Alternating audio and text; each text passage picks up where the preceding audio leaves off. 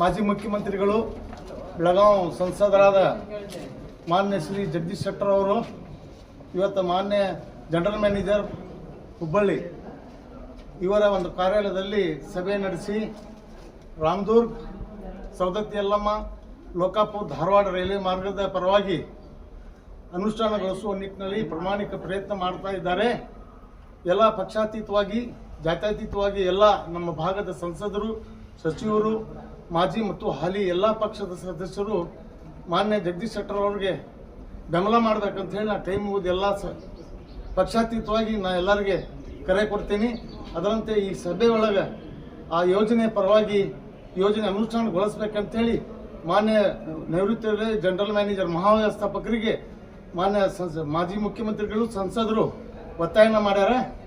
ಅವರು ನಮ್ಮ ಹತ್ರನೂ ಆ ಯೋಜನೆ ಅನುಷ್ಠಾನಗೊಳಿಸುವ ಪ್ರಾಮಾಣಿಕ ಪ್ರಯತ್ನ ಮಾಡ್ತೀನಿ ಅಂತ ಹೇಳಿ ಜನರಲ್ ಮ್ಯಾನೇಜರ್ ಅವರು ಹೇಳ್ಯಾರ. ಮಾನ್ಯ ಸಂಸದರು ಎರಡು ಮಾತಾಡಬೇಕು ಆ ನಿಟ್ಟಿನಲ್ಲಿ. ಇವತ್ತು ಜನರಲ್ ಮ್ಯಾನೇಜರು ಮಾತೂರವರ ನೇತೃತ್ವದಲ್ಲಿ ಒಂದು ಸಭೆ ಆಯಿತು. ಹಲವಾರು ವಿಚಾರವನ್ನು ನಾವು ಚರ್ಚೆ ಮಾಡಿದ್ವಿ. ಅದರಲ್ಲಿ ಪ್ರಮುಖವಾಗಿ ಇವತ್ತೇನು ಲೋಕಾಪುರದಿಂದ ರಾಮದುರ್ಗ, ಸವದತ್ತಿ ಮತ್ತು ಧಾರವಾಡ ಹೊಸದಾಗಿ ರೈಲ್ವೆ ಲೈನ್ ಆಗಬೇಕು ಅನ್ನುವಂಥದ್ದು ಏನೊಂದು ಆ ಭಾಗದ ಜನರ ಬೇಡಿಕೆ ಇದೆ ಮತ್ತು ಎಲ್ಲ ಹೋರಾಟಗಾರರ ಬೇಡಿಕೆ ಇದೆ. ಅದಕ್ಕೆ ಈಗಾಗಲೇ ನಾನು ಲೋಕಸಭಾ ಸದಸ್ಯನಾದ ಮೇಲೆ ರೈಲ್ವೆ ಮಿನಿಸ್ಟರ್ ಅಂತ ವೈಷ್ಣವರಿಗೂ ನಾನು ಭೇಟಿಯಾಗಿ, ಸೋಮಣ್ಣವ್ರಿಗೂ ಭೇಟಿಯಾಗಿ ಇದನ್ನು ಅವ್ರ ಗಮನಕ್ಕೆ ತೊಗೊಂಬಂದಿದ್ದೇನೆ. ಮತ್ತು ಏನಾಗಿತ್ತು, ಒಂದು ಹಿಂದೊಮ್ಮೆ ಸರ್ವೆ ಆಗಿತ್ತು 2018-19ರಲ್ಲಿ. ಆವಾಗ ಸರ್ವೇದಲ್ಲಿ ಸ್ವಲ್ಪ ನೆಗೆಟಿವ್ ರಿಪೋರ್ಟ್ ಬಂದಿತ್ತು. ಆ ಹಿನ್ನೆಲೆಯಲ್ಲಿ ಅವತ್ತು ಅದನ್ನು ಅನುಷ್ಠಾನ ಮಾಡಲಿಕ್ಕೆ ಆಗಿರಲಿಲ್ಲ.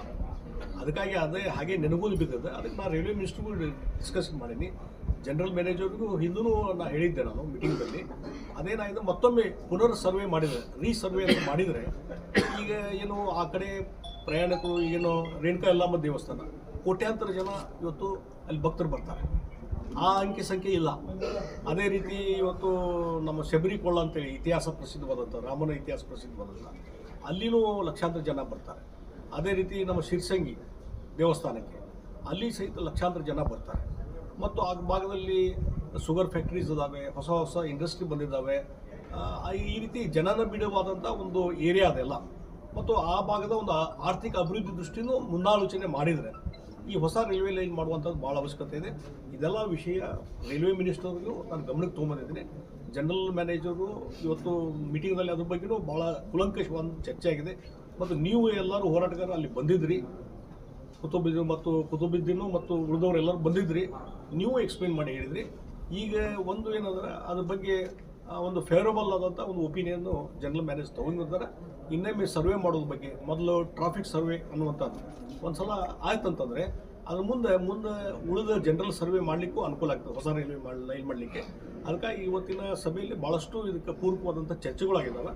ಆದಷ್ಟು ಬೇಗನೆ ಇದು ಒಂದು ಅಂತಿಮತ್ತು ಇದಕ್ಕೆ ಬರಬೇಕು ಅನ್ನುವಂಥದ್ದು ನಮ್ಮೆಲ್ಲ ಆಸೆ ಇದೆ. ಆ ಒಂದು ಜನರ, ಆ ಭಾಗದ ಜನರ ಒಂದು ಏನು ಕೂಗಿದೆ, ಅದಕ್ಕೆ ಎಲ್ಲ ರೀತಿಯಾದಂಥ ಒಂದು ಹೋರಾಟವನ್ನು ನಾವು ಮಾಡ್ತೀವಿ. ಮತ್ತು ಹೊಸ ರೈಲ್ವೆ ಲೈನ್ ಆಗಬೇಕನ್ನೋದಕ್ಕೆ ನನ್ನ ಸಂಪೂರ್ಣವಾದಂಥ ಸಹಮತ.